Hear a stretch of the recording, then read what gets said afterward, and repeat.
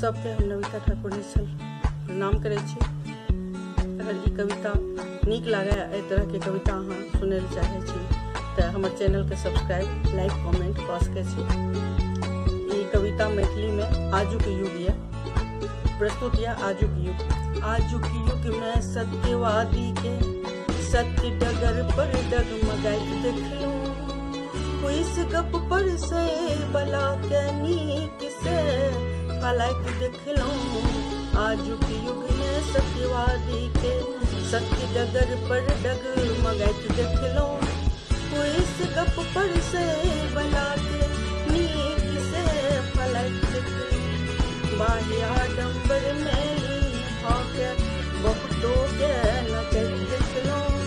आधुनिकता की चादर तर असभ्यता पसरत देखलूं।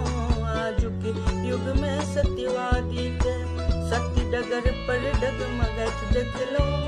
अपन संस्कृति, सभ्यता, भाषा लोक के बिसरत देखलूं।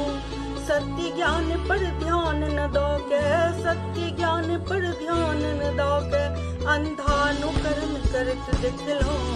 आजुक युग में सत्यवादी के आओ नव तुरिया समाज के अपन शक्ति से जगाओ यो।